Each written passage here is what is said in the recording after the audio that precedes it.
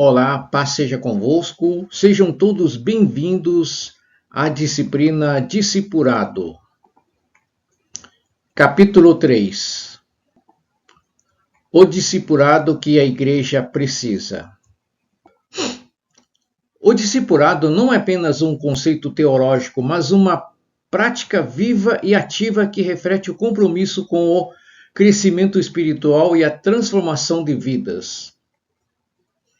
Jesus nos chama para sermos seus discípulos e para fazermos discípulos de todas as nações. Mas o que significa realmente ser um discípulo? Significa mais do que aprender as doutrinas. Trata-se de seguir o exemplo de Cristo, vivendo como ele viveu. O discipulado envolve aprendizado, imitação e prática, assim como o apóstolo Paulo chamou Timóteo para seguir seu exemplo. Somos chamados a sermos modelos vivos de fé para os outros. E nesse estudo exploraremos como formar um discípulo, os desafios da imitação cristã e a importância de envolver a comunidade no processo de discipulado. Vamos refletir sobre como podemos viver essa verdade no nosso dia a dia? Boa aula a todos! Tópico 1. Reconhecendo o senhorio de Cristo. O reconhecimento do senhorio de Cristo é um princípio essencial na vida cristã. Ele não apenas nos liberta, mas também nos conduz ao reino de Deus, que é o foco central da mensagem de Cristo. A expressão reino de Deus aparece 111 vezes apenas nos evangelhos sinóticos e 144 vezes em todo o Novo Testamento. A distinção entre o reino de Deus e o reino dos céus é geralmente apontada, mas não existe na prática, pois Mateus usava a expressão reino dos céus devido à sensibilidade judaica em relação ao uso do nome divino. Marcos e Lucas, escrevendo para públicos gentios, não possuem essa preocupação. Desde o Antigo Testamento, o reino de Deus reflete a intervenção divina na história, restaurando Israel e estabelecendo o reino messiânico. No tempo de Jesus, havia grande expectativa por esse reino, e tanto João Batista quanto Jesus anunciaram sua chegada. O Evangelho, portanto, é o meio pelo qual o reino é estabelecido, como claramente demonstrado nas pregações de ambos. Essa introdução estabelece a importância do reino de Deus no entendimento cristão e a relevância de reconhecer o senhorio de Cristo em todas as esferas da vida. A crise de identidade que afeta a igreja atual está profundamente relacionada ao entendimento desequilibrado entre Cristo como Salvador e Cristo como Senhor. Na igreja primitiva, os seguidores de Jesus eram identificados como discípulos, um termo que significa aprendizes ou seguidores dedicados. A palavra discípulo aparece 260 vezes no Novo Testamento, enquanto crente ou cristão aparece apenas 3 vezes. O termo Senhor é mencionado mais de 700 vezes, em contraste com Salvador, que aparece apenas 24 vezes. Isso reflete o foco da igreja primitiva em seguir a Cristo como Senhor em obediência e compromisso. Hoje, a maioria das igrejas enfatiza a salvação e a crença, mas negligencia o discipulado e a obediência ao senhorio de Cristo. Esta tendência gera crentes que buscam apenas as bênçãos e os benefícios de seguir a Jesus, sem se comprometerem verdadeiramente com os princípios do reino de Deus. Isso resulta em uma crise de identidade dentro da igreja, onde mais de 90% dos cristãos, apesar de sinceros, não são ensináveis e não se submetem ao crescimento contínuo como discípulos. A solução para essa crise está em reenfatizar o senhorio de Cristo e o verdadeiro discipulado em nossas pregações. O Evangelho de Jesus Cristo é radical e não pode ser negociado. Ao observarmos o registro de Atos 2.36, vemos que Deus fez Jesus Senhor e Cristo.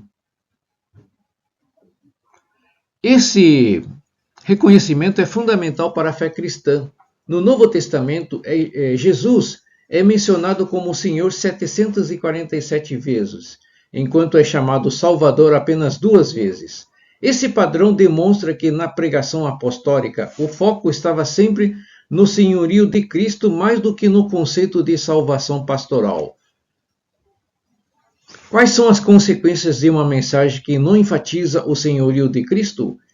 Ela resulta em uma fé superficial e acomodada, baseada em sentimentos e nas habilidades humanas, desviando-se da verdade da cruz. Quando o senhorio de Cristo não é priorizado, as pessoas passam a confiar em obras para se justificarem em vez de confiar plenamente na graça. Portanto, não há diferença entre receber a Cristo como Salvador e como Senhor, pois a verdadeira fé implica em submissão total a Cristo em ambos os aspectos. A pregação e o apelo à salvação na igreja primitiva destacavam claramente o senhorio de Cristo como base fundamental para a fé e o seguimento de Jesus. O princípio fundamental do cristianismo é que há um só Senhor. Jesus Cristo é o Senhor de todas as coisas, inclusive da igreja. O senhorio de Cristo não é apenas um conceito, mas a base de todo o reino de Deus. Toda a autoridade da igreja e de cada cristão está concentrada na pessoa de Jesus Cristo. Seu senhorio é absoluto e se estende sobre todos, sem exceção.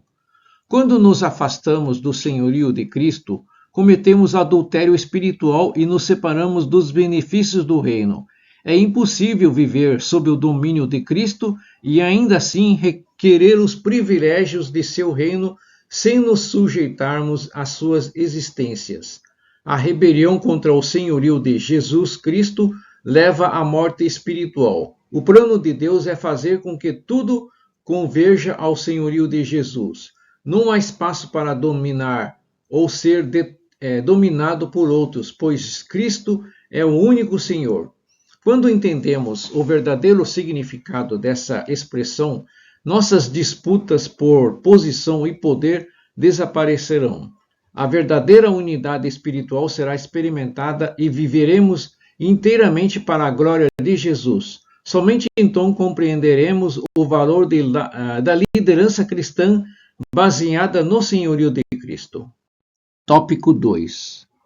Relacionamento como assunto central. Os relacionamentos são fundamentais para o ministério e a vida da igreja.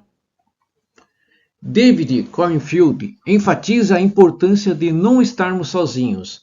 A liderança, por sua essência, pode ser solitária, mas a igreja, como organismo espiritual, é uma comunidade viva e interconectada. Precisamos entender a diferença entre unidade e união. A unidade refere-se a um mesmo propósito, enquanto a união se trata de soma de esforços. Jesus estabeleceu a unidade como essencial para a igreja, pois somente através dela podemos revelar a verdadeira natureza de Cristo ao mundo. Quando perdemos essa unidade, nossa pregação se torna uma expressão de divisão e o mundo não vê Cristo em nós. Portanto, precisamos refletir sobre como podemos viver essa unidade em nossos relacionamentos diários. A imagem do corpo em Efésios 4.4 ilustra perfeitamente como os relacionamentos na igreja devem funcionar. Todos os salvos formam o corpo de Cristo, onde cada membro, independentemente de suas diferenças, desempenha uma função crucial. O corpo saudável é aquela onde cada parte trabalha em harmonia e o bem-estar de um membro afeta a saúde de todo o organismo. A história das ferramentas na marcenaria mostra como cada um tem um papel único e necessário, mesmo que suas características sejam distintas. Quando os membros do corpo se valorizam e colaboram, a igreja se torna um testemunho poderoso da unidade em Cristo. Assim, precisamos cultivar relacionamentos que promovam essa colaboração e harmonia, lembrando sempre que nossas atitudes individuais impactam a coletividade. O coração do discipulado cristão está enraizado nos relacionamentos. Quando nos afastamos desse foco, o discipulado se transforma em um mero estudo bíblico, perdendo seu impacto. É essencial que, ao caminharmos juntos, priorizemos as necessidades das pessoas ao nosso redor, proporcionando atenção individual e apoio. Isso é semelhante ao papel de um pai que dedica tempo exclusivo a cada filho. Cada um de nós anseia por essa atenção especial para se sentir amado e apoiado em seu crescimento espiritual. O discipulado não é uma conquista, mas um convite à fé, onde todos são bem-vindos para seguir a Jesus. Portanto, devemos cultivar um ambiente onde todos tenham a oportunidade de se conectar e desenvolver um relacionamento mais profundo com Cristo e uns com os outros. Tópico 3. O papel do discipulador. O discípulo é um processo multifacetado que envolve a renúncia pessoal, obediência a Jesus e permanência na palavra. O discipulador exerce um papel central nesse processo, ajudando o discípulo a crescer espiritualmente. No Antigo Testamento, Jetro, sogro de Moisés, serve como uma excelente figura de discipulador. Ele observou, confrontou e sugeriu mudanças a Moisés, mostrando sabedoria e orientação prática. Jetro não impôs suas sugestões, mas guiou Moisés a refletir sobre suas ações e assumir o centro de sua liderança de maneira mais eficiente. Essa abordagem destaca a importância de um discipulador que observa e orienta sem autoritarismo, oferecendo conselhos com base na experiência e no amor. Esse exemplo nos ensina a importância de compartilhar responsabilidades e entender o papel de um discipulador como alguém que guia o crescimento espiritual dos discípulos de maneira eficiente e responsável. O discipulador é muito mais do que um simples conselheiro ou amigo. Ele é um guia espiritual que combina essas duas funções para promover o crescimento integral do discípulo. Enquanto o conselheiro fornece orientação sábia e direção, o amigo proporciona intimidade e apoio emocional. Ambos os aspectos são essenciais, pois sem uma relação de confiança e abertura, o processo de discipulado pode se tornar frio e impessoal. Jesus, ao chamar seus discípulos de amigos, exemplificou a profundidade da relação que o discipulador deve cultivar. O papel do discipulador inclui ajudar o discípulo a crescer em 3 áreas fundamentais: sua identidade cristã, tanto individual quanto coletiva, seu caráter cristão, refletido em sua conduta e valores, e sua capacidade ministerial, permitindo-lhe servir com excelência no reino de Deus.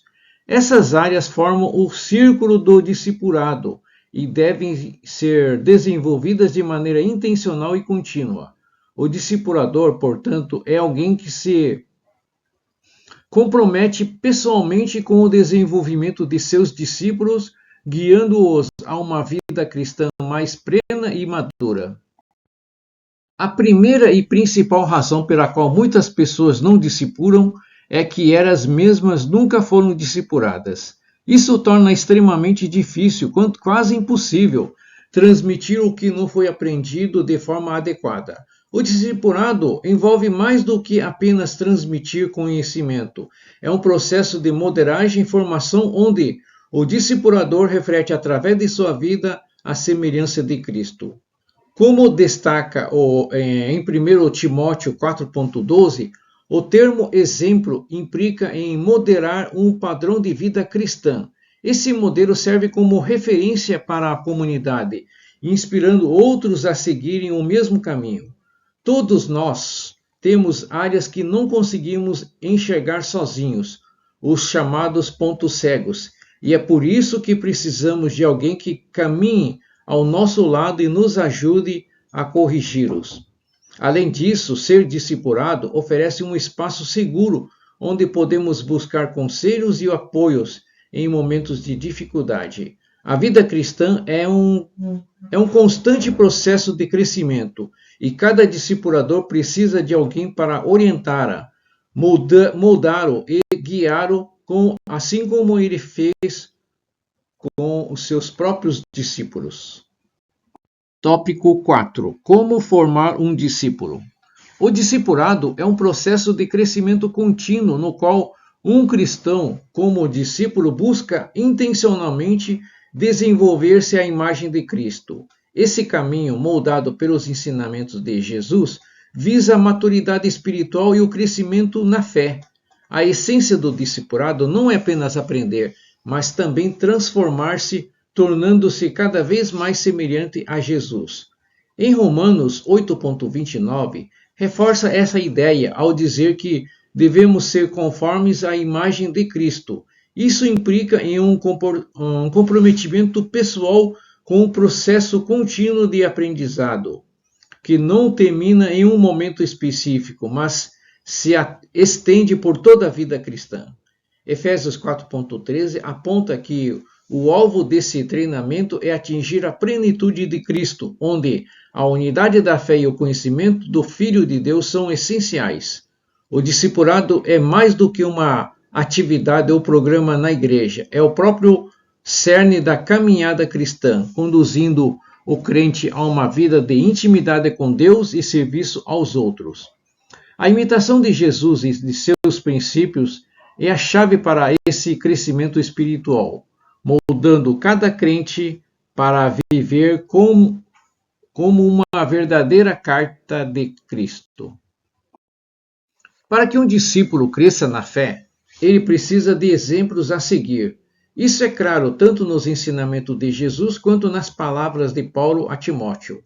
Em 2 Timóteo 3,10, o apóstolo Paulo lembra Timóteo de como ele observou de perto sua conduta e fé, mostrando que o discipulado envolve não apenas ensinar com palavras, mas também com ações. O exemplo prático de vida é que define o discipulado. Quando Jesus disse, aprendam de mim, escrito em Mateus 11,29, ele estava convidando seus seguidores a observar e imitar sua vida. Paulo também foi um modelo de vida cristã para seus discípulos como Timóteo e Epafrodito, demonstrando que a liderança cristã não é apenas teórica, mas prática e visível. O verbo observar, usado em Filipenses 3,17, ressalta a importância de seguir bons exemplos na fé. Embora tenhamos o Novo Testamento como guia, os cristãos ainda precisam de exemplos vivos para imitar.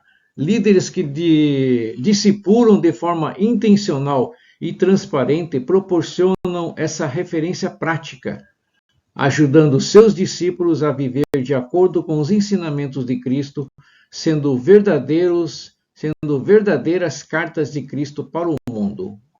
A imitação de bons exemplos é um dos maiores desafios para a igreja atual. O apóstolo Paulo convidou os filipenses a seguirem seu exemplo, um convite que se estende até hoje. Ele entendia que o discipulado eficaz não se limitava a pregações ou ensinos teóricos, mas exigia uma vivência prática, onde o discipulador se comprometia pessoalmente com o desenvolvimento dos seus discípulos. Em Filipenses 3,17, Paulo enfatizava que sua vida era um modelo a ser observado e seguido. Ele não estava sozinho nessa missão, pois também contava com Timóteo e Epafrodito, que, como ele, serviam como referências de vida cristã para os outros. Hoje, o desafio é o mesmo. Líderes devem ser modelos práticos, não apenas instrutores teóricos. Isso inclui envolver os discípulos em atividades do dia a dia, como viagens, eventos e até refeições, criando um ambiente de aceitação e aprendizado. A ideia é que os discípulos possam observar e aprender na prática o que significa viver como Cristo. O discipulado não é opcional, é uma responsabilidade imposta pela grande comissão de Jesus, e a igreja contemporânea precisa abraçar essa tarefa de formar discípulos de maneira integral através do exemplo e da vivência comunitária. Resumo do capítulo. A formação de um discípulo, segundo o modelo bíblico, é um processo contínuo de crescimento na fé e no caráter cristão. Este processo envolve o aprendizado constante e a imitação de líderes que seguem o exemplo de Cristo, como demonstrado por Paulo e Timóteo. No centro do discipulado está a necessidade de moldar-se à imagem de Jesus, buscando atingir a maturidade espiritual e semelhança com o Mestre. O exemplo vivo de líderes fiéis como Paulo proporciona um referencial prático para o crescimento dos discípulos, ensinando-os a viver a fé de maneira concreta e visível. A imitação é uma prática essencial no discipulado, onde os líderes devem ser modelos de vida cristã e os discípulos são chamados a seguir esse exemplo. Além disso, o discipulado requer o envolvimento pessoal e comunitário, integrando os discípulos à vivência da igreja e aos relacionamentos diários. Essas interações são fundamentais para criar um ambiente de aceitação, aprendizado e crescimento espiritual. O processo de discipulado não é opcional para a igreja, mas uma tarefa essencial estabelecida pela grande comissão de Jesus. Portanto, formar discípulos é uma responsabilidade de todo líder cristão, que deve investir tempo e amor na vida daqueles que o seguem. Concluímos este capítulo com o entendimento de que o discipulado é um chamado e uma responsabilidade para todos os cristãos. Não basta sermos apenas ouvintes da palavra, somos chamados a ser praticantes, vivendo de forma que outros possam nos imitar enquanto seguimos a Cristo. O apóstolo Paulo nos desafiou a sermos exemplos vivos, assim como ele foi para Timóteo e para a igreja em Filipos. Hoje, a igreja continua a precisar de líderes e membros que estejam comprometidos com o discipulado, moldando outros à imagem de Cristo.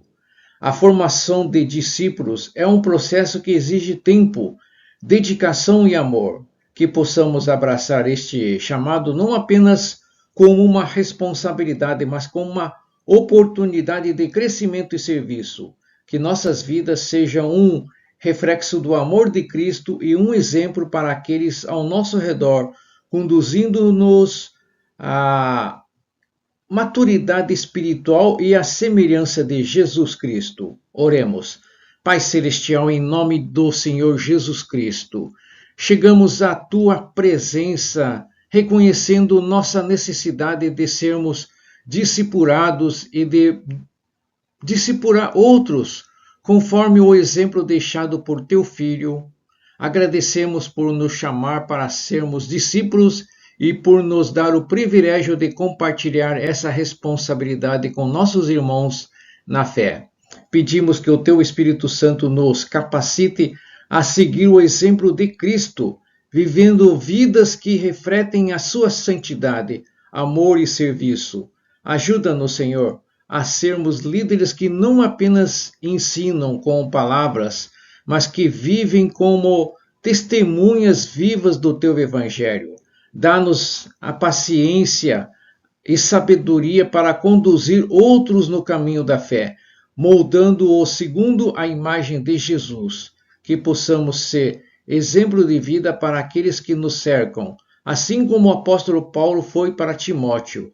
Ensina-nos a discipular com amor, dedicação e perseverança, criando um ambiente de aceitação e crescimento, que através de nossas vidas outros possam ver a Tua luz e serem atraídos para Ti. Fortalece-nos, Senhor, para que possamos cumprir a Tua grande comissão, fazendo discípulos de todas as nações conforme o Teu mandamento.